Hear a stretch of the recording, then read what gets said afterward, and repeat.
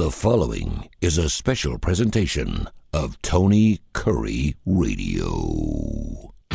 Keep your mission on your mind and your mind on your mission. This is Mission Minded with Michael Coleman. Always great to see that face on the left-hand side of the screen. He's Michael Coleman, Heart of Alabama Food Bank. He is the CEO of that wonderful institution, but more than anything, he's one of my best buds, and I just love doing our show called Mission Minded every single week. We actually started the show about non-for-profits, and certainly Heart of Alabama is that. We have an exclusive show called Bite by Bite, where it's all we talk about, and we really talk about food insecurities, and we'll get into that coming up here in a few minutes, but we really want to get into something that is more business and more manageable, if you will, in quotes, for a topic today. I'm going to let you, so I'm going to keep my mouth shut because I'm a radio guy and I love to talk, and I'll take up the first 10 minutes of the show to try to explain what we're going to get into. And I think you probably do that in half the time, but I do. I'm not. No, I'm not. Now I am going to take your time. I will tell you this. I'm just along for the ride, brother. You just do you. I will tell you this, and our older listeners will understand where I'm coming from. I'm 58 years of age. And as I have gotten older and older and older, I realize that there are two ways in this world to go. There are only two ways in this world to go, and that is to go with love or to go with fear.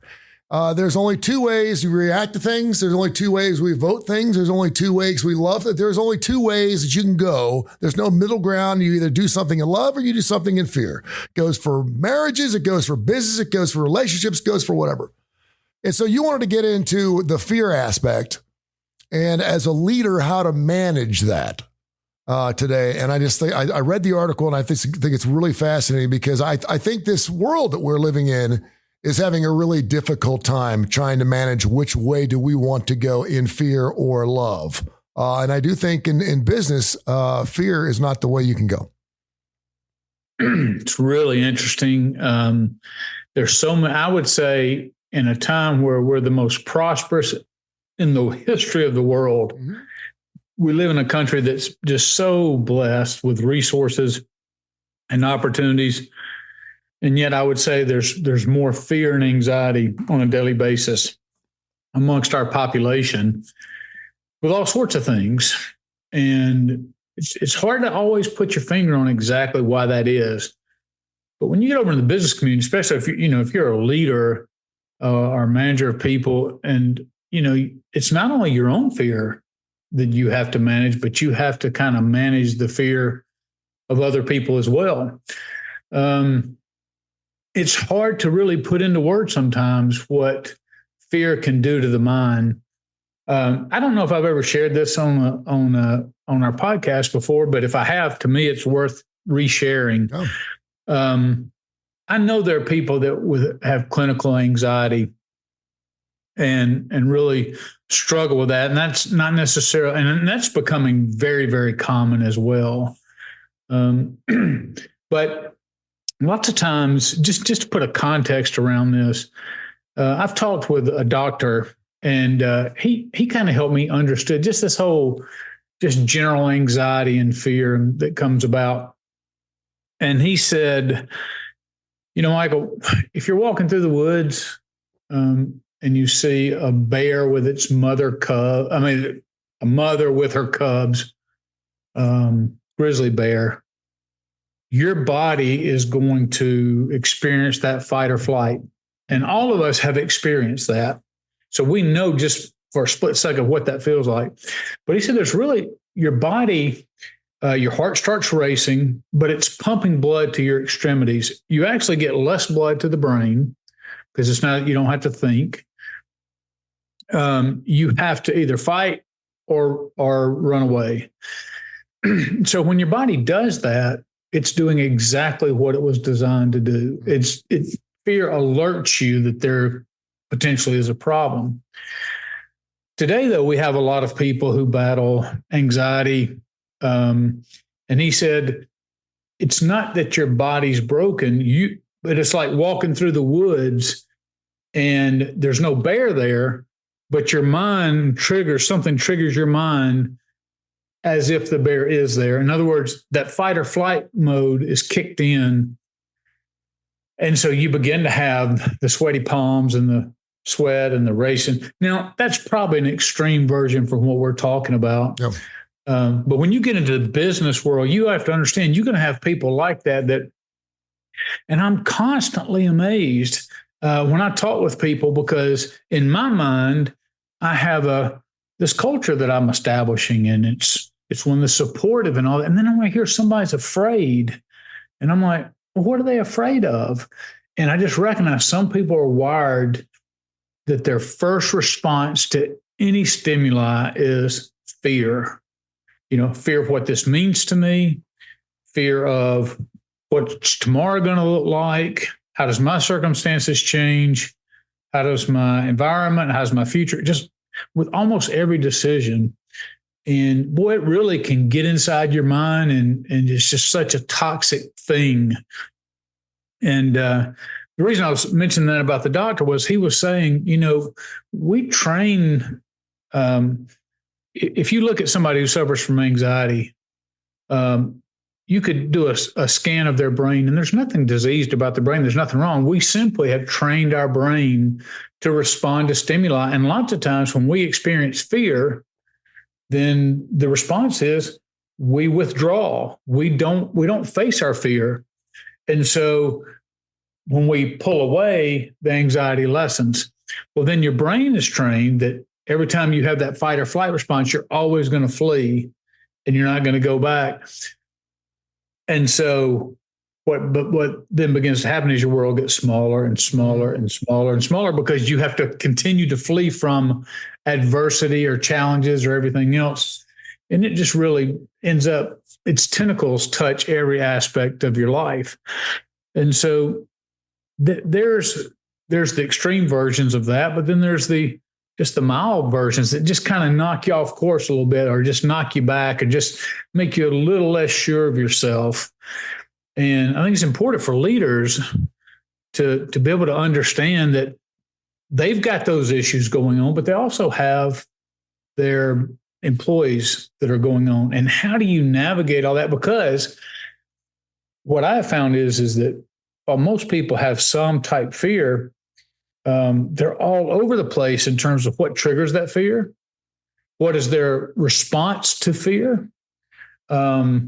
How do you lead people to face something that they dread? And I mean, it's really something that doesn't get talked about enough, because I think fear is a very toxic thing.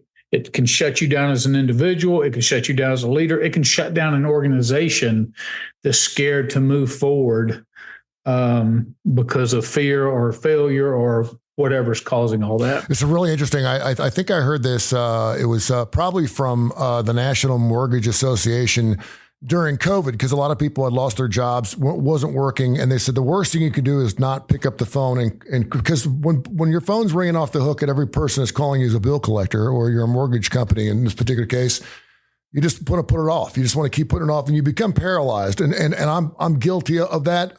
Taxes is really difficult for me. I got the extension last week. There was no way I was going to get done by the 15th. So I've got an extension the last 4 years, and I hate that I do that, because now I've just put it off till October 15th. So I've got more time to procrastinate. And basically they said the worst thing you do is not react in some form or fashion, not put your foot on the floor, not start your day, not move forward. Somehow it's the old cleaning out the garage, right? You got to start with the first box. You got to get after it.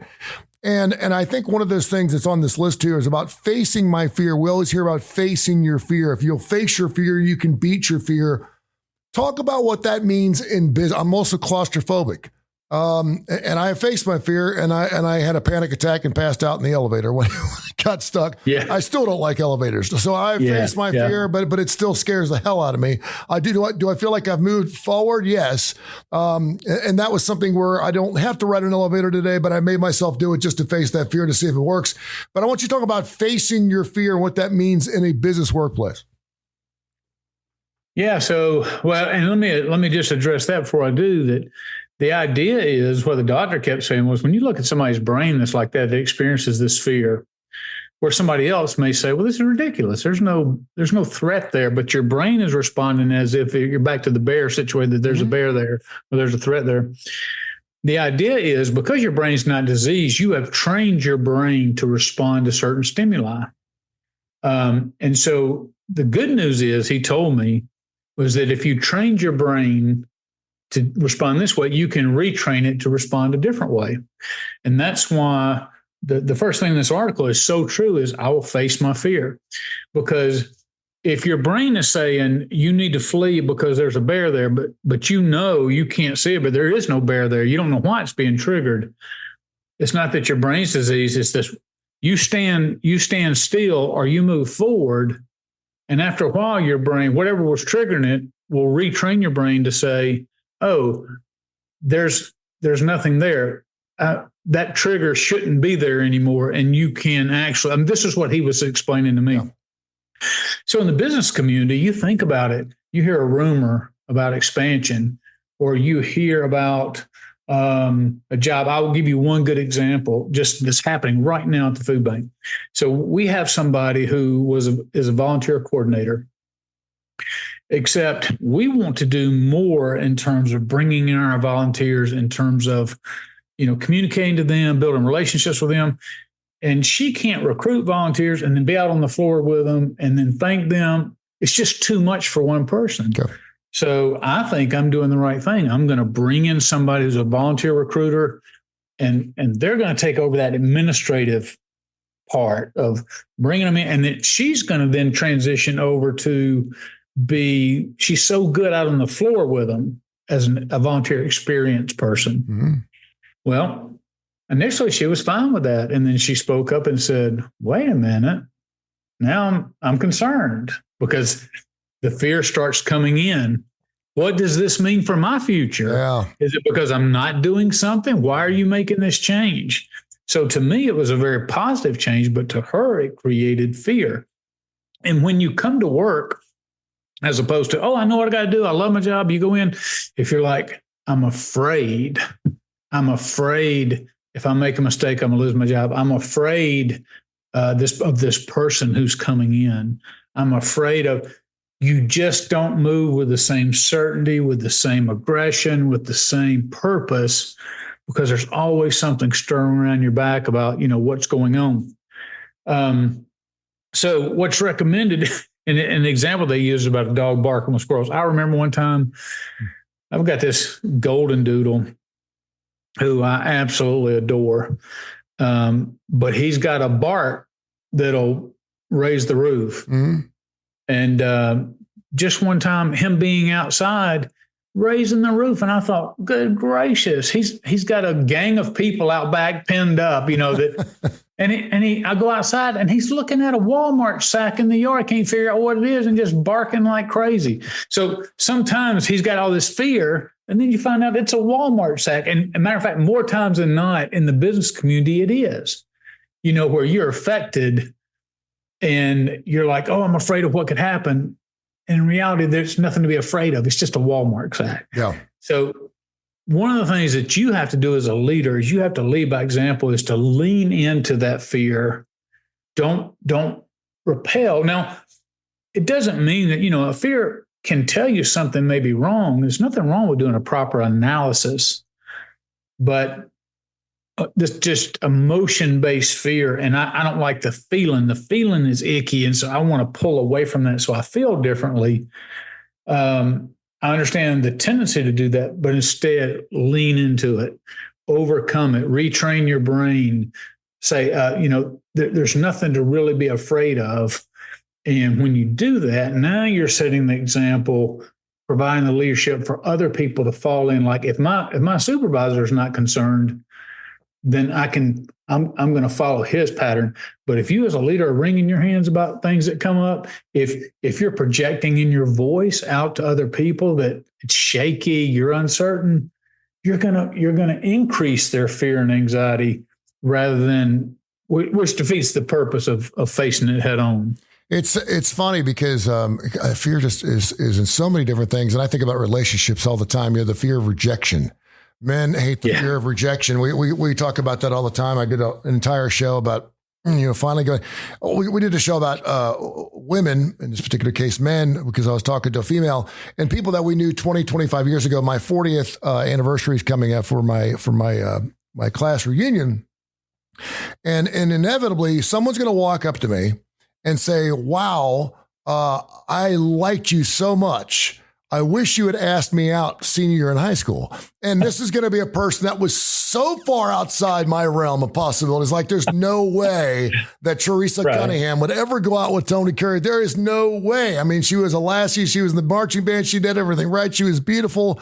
She was and so she's telling me, man, if you had asked me out 40 years ago, now, we don't know if 40 years ago that was the case. Maybe she doesn't look like she used to, and maybe I look a little bit better than she thought I would, and maybe 40 years later she's wanting to I don't know. She's remembering it a little differently now, right? Yeah, exactly. Like our brains usually do, and that's fight or flight too.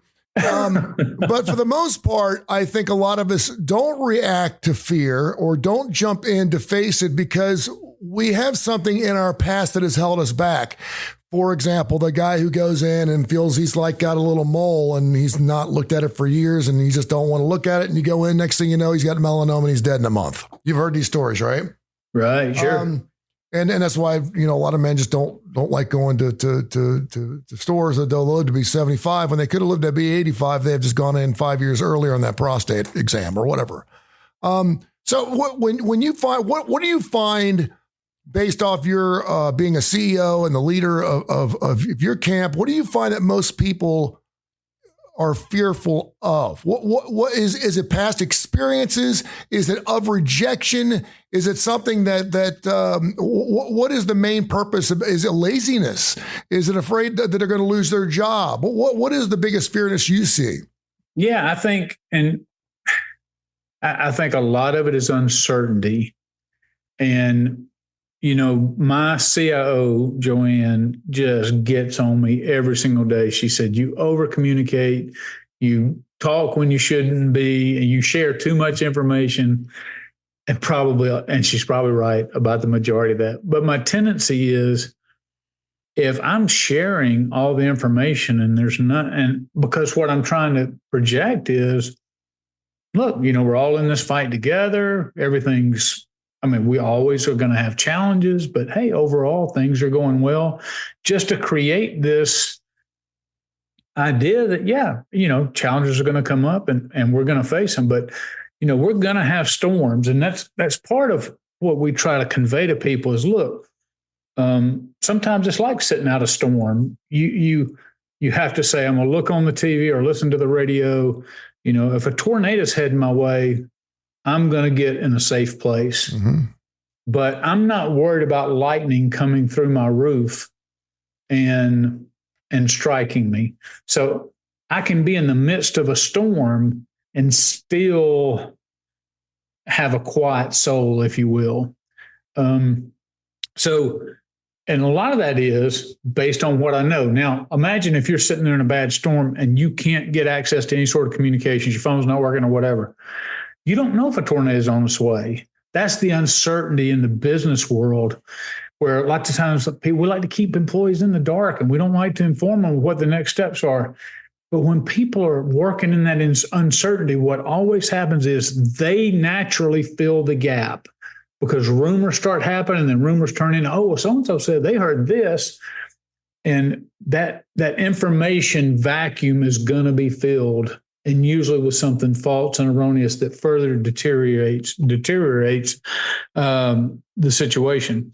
So I found that most employees, if you communicate with them, you're honest with them, and you tell them, this is going to be a rough patch, or yes, we have to get through this, whatever. Sometimes it's very small things, just being, a minor inconvenience to, hey, this is going to be a philosophical shift in how we do business. As long as you're communicating with them and they understand and it's logical to them, it makes sense. They don't feel like you're acting emotionally, like, wow, that's really an overreaction. And yeah, man, Michael, you just don't know from day one, whatever mood he's in is how it's going to flip around here. So, that creates all that instability. And then where there's instability, there's fear. To going back to what you said, based on if I lose my job, number one, where do I get another job right now? Will I be able to replace my income Will there be a gap in my time? How's that going to affect my family? How's that going to affect my bills, credit, everything that goes on in that? And you can just see how quickly it just begins to stack up. And then somebody's just overly worried. When they're worried about all those things, forget it. There's no way you can have a productive employee. It's funny. I've worked with a lot of support groups, and I do a lot of stuff with AA, and we always talk about, you ask 100 people, and it doesn't have to be the 12-step program for anyone who's been through it. It works for people that don't have alcoholism either. I mean, it'll work on almost any problem you have. Sure. The purpose is finding out the root of these fears. And the thing is the biggest thing that most people are fearful of is to be alone and be alone in fear and not have any help.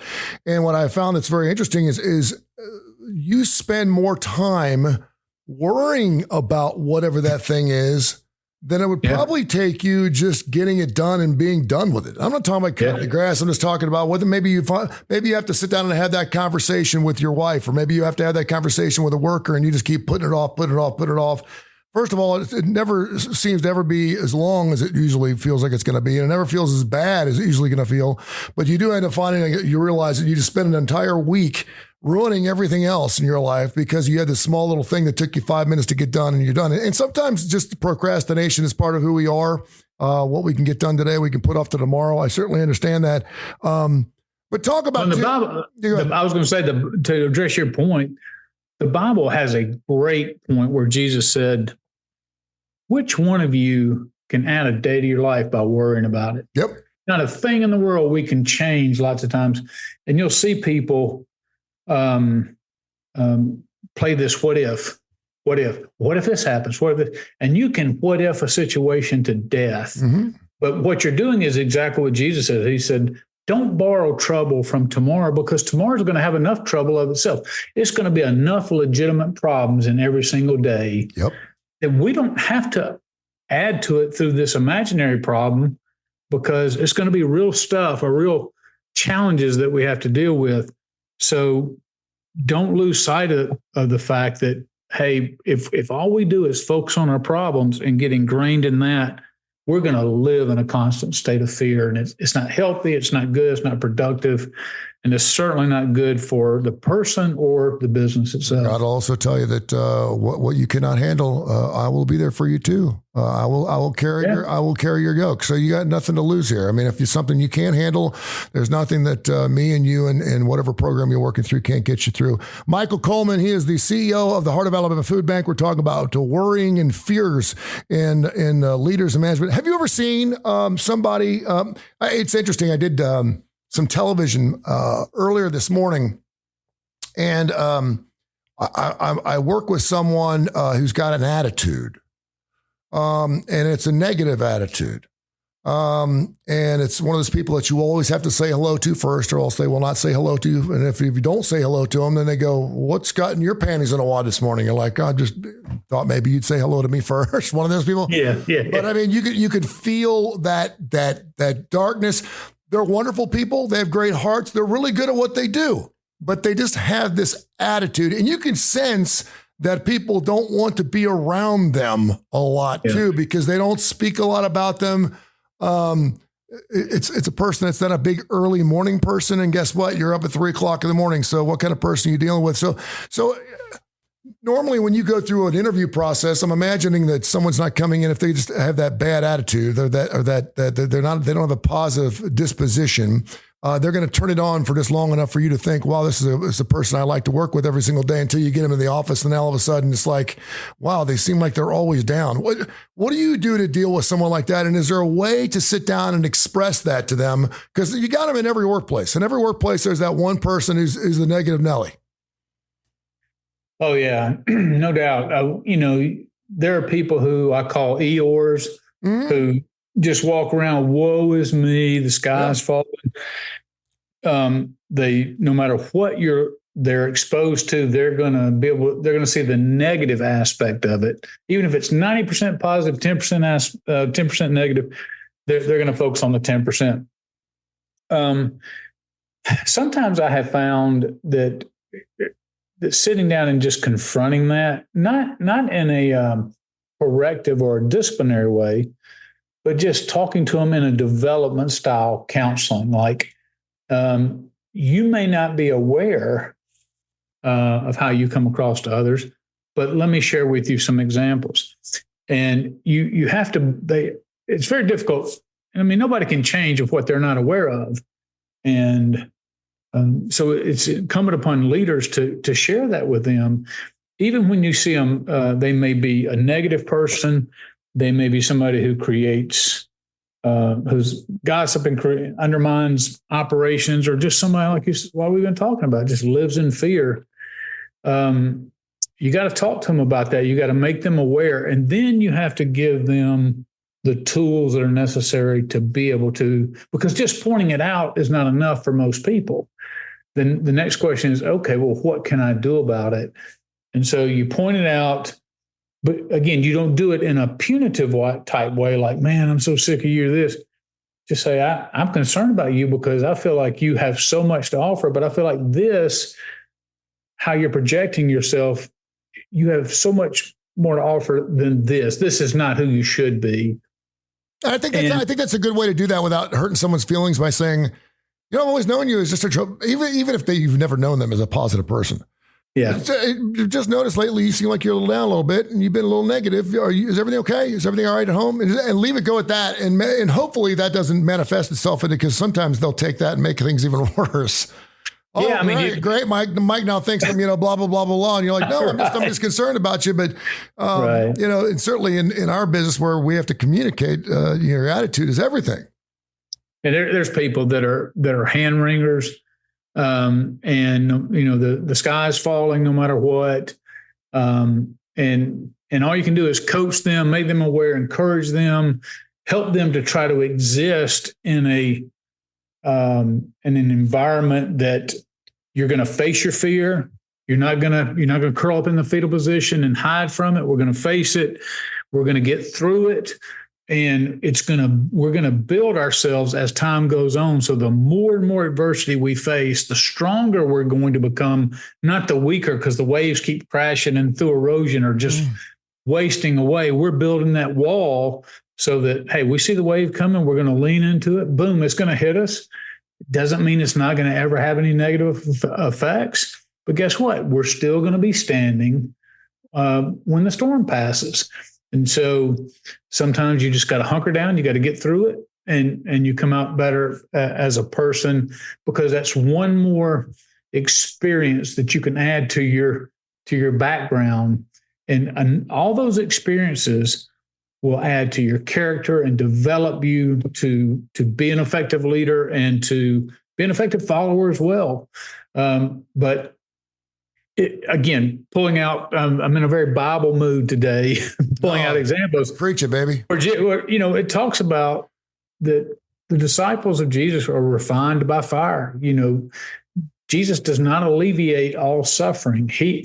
Not that he desires that we suffer, but like he wants us to hurt, but he understands the only way to grow is through adversity. And so he's going to let us encounter adversity. He's going to give us the strength and the direction and the ability to overcome it. But that's the refining by fire, where we get pure and pure and pure through these difficult times. The hotter the fire, the harder the steel. Yeah, that's right. There's no doubt. And again, and you just brought up something, and I'm so glad you said it. The more times you go through these things, not only is it going to build your character, it's going to build your faith. And the more times you go through these things and you get through these things, it's going to build up that character. It's going to build up that the small things aren't going to be such a big deal anymore like they normally are. You just said something that you mentioned this numerous times, and then we'll let you fly. But I always love the fact you said there are no failures. Yeah. You asked her out and she said no. Okay. So learn from that process. She was probably a pain in the ass anyway. That's what I always tell myself. I'm like, she's probably, I see good looking women walking alone too. So just because they're good looking or ugly or whatever, or they got great, doesn't matter. They're probably a major pain in my ass anyway. So maybe God has done me a service here by pushing this one off so I can find my future Mrs. Curry. So there you have it. That's right. Info TonyCurryRadio.net, info TonyCurryRadio.net. If you got any emails, check us out. And of course, check out the Heart of Alabama Food Bank. They do wonderful work. And the Bite by Bite is up here next. And wherever you get your favorite podcast. This has been a special presentation of Tony Curry Radio.